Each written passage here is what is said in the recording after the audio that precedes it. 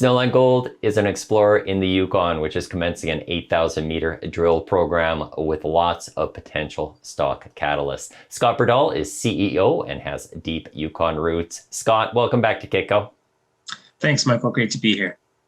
Scott, maybe start with what you're focused on. You said the analog is Nevada's Great Basin. What is that and why is it significant? So Nevada's Great Basin is, of course, the host to some of the most prolific gold fields on the planet, specifically the Carlin Trends. And these are big, deep-seated structures controlling mineralization at surface that has produced, many tens of millions of ounces over the past few decades. And I think something like 200 million ounces in total resources there. So it's it's a very fertile gold camp, and finding an analog would be pretty exciting. And the rocks in the area, in our flagship project areas, are very analogous in a lot of ways. They formed off the same coast of North America at the same time as the Great Basin.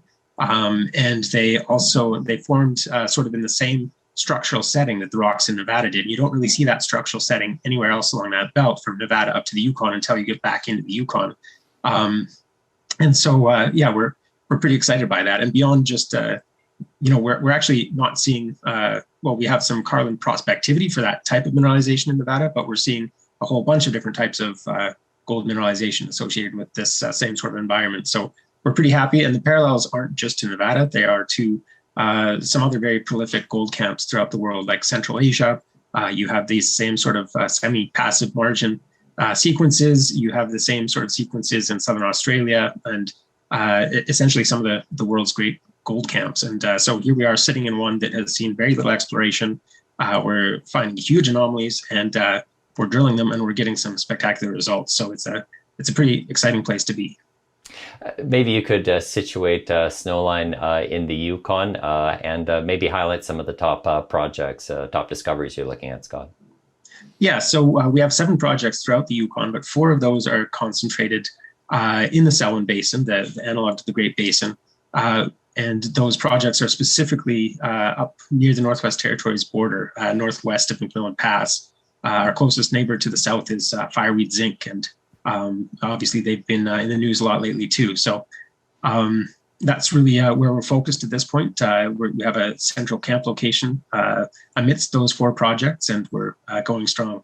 I think we should just situate that the Yukon has really been on a roll. So you have the mine that came on just a handful of years with Victoria Gold, what they're doing at Eagle, never mind at Alexco.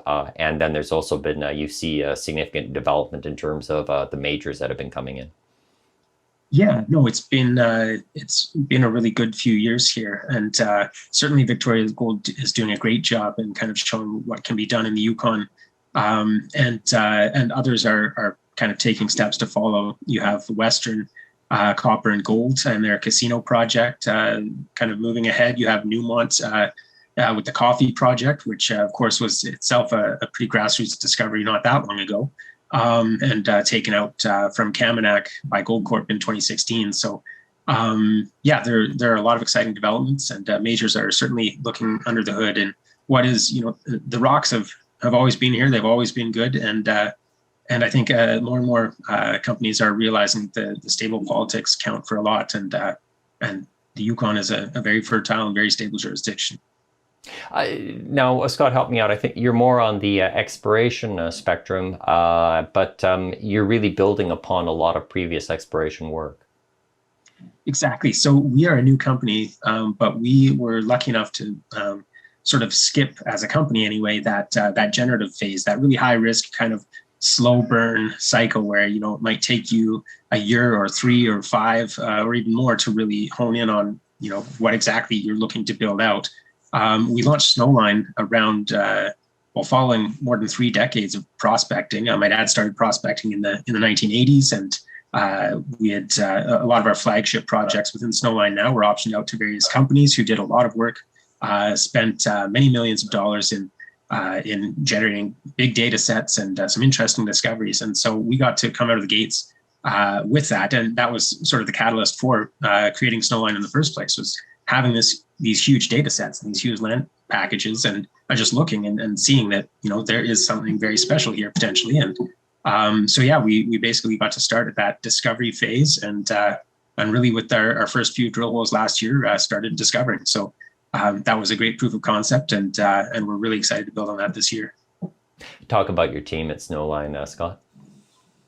We've got a really young and dynamic team. I'm really excited at how that's come together, and then with some really deep roots in the Yukon, and also a lot of experience to build on.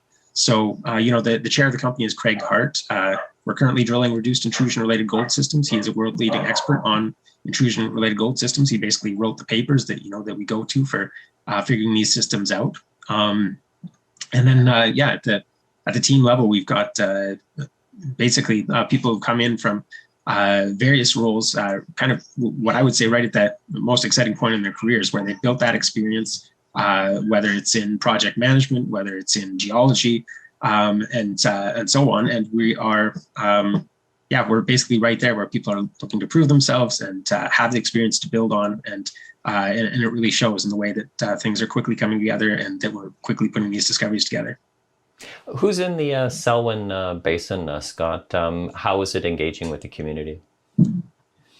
So our projects are in the traditional territory of the Anishinaabe First Nation, and there are several communities in the Selwyn Basin as well, and our operations are based out of the town of Mayo, and we've been very open and transparent and basically forthright in our work there. I've been actually reaching out to the First Nation before even launching the company, and then we try to have as much of a presence on the ground there as we can, participating in events like the recent Career Day for recruiting for our projects, and trying to really build a company that is good for not just for the Anishinaabe First Nation and for the community of Mayo, but for the Yukon as a whole. As a born and raised Yukoner, raising a family here, that community aspect is very important. And we're also looking at building out our economic partnerships as well. So we do put an emphasis where possible on hiring local and working with local companies. And we have built several partnerships with First Nations owned businesses that have really helped us in moving our project ahead. And we're actually continuing to build on those and have some more exciting ventures to announce in the near future. Are you funded? We are. We did a big charity flow-through raise last year for $7 million, which funds our $7 million exploration program. And in addition to that, we have about 15 million warrants out, all of which are in the money. And those are priced at 50 cents and 75 cents, with the 50-cent round expiring in February. And so those have been flowing in pretty steadily. And so that has certainly, it helps. It kind of gives us more flexibility and a little bit more ability to scale as we go after these projects. I want to get to some catalyst, Scott, but let's stick a little bit more with your capital structure, and then you have some pretty significant shareholders. Yeah, and so we're right now we're at about 105 million shares outstanding, and then of course there are those warrants that I mentioned and a few options, which brings the fully diluted position to 125 million shares. Among those shareholders are some great backers of the company, and some great resources to lean on as we built out the company. And our largest shareholder, apart from the prospectors vending out the company, is Crescat Capital, who bought in to a 16.5% stake, which is actually 19.9 or so partially diluted. So they basically bought as much as they can, which is a very encouraging sign. Then we have Keith Neumeier, is also another major shareholder who was very instrumental in launching Snowline and recognizing the potential in the portfolio, and continues to provide his guidance to the company. Finishing, Scott, what's the milestones over the next 12 months? We have a lot to look forward to. So we have 2 drills actively turning. Right now they're on on the Valley target, which is a reduced intrusion, a big bulk tonnage system out there. And already we're very excited to see vein densities, we won't have assays back for weeks yet, but the vein densities that we're seeing are make us very excited. So we're really excited to see those assay results when they come back.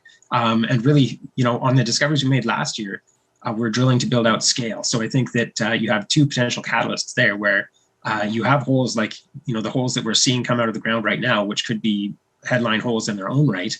But then you also have the significance and the context of these holes, where we're doing big step outs and really trying to prove scale in these systems. So if we step out 300 meters, if we step out 600 meters and continue to hit, then that really shows, on the back of many napkins, and including our own, what we're onto here, and really gives an idea of, the potential for the ounces that might be in the ground out there. And then beyond that, we are drilling other targets too that we haven't tested before. And some of those are on geochemical footprints and just alteration footprints that are even bigger than the targets we've already made our discoveries on. So, that's a third tier for a potential catalyst, is just new discoveries out there, and potentially some very exciting new discoveries.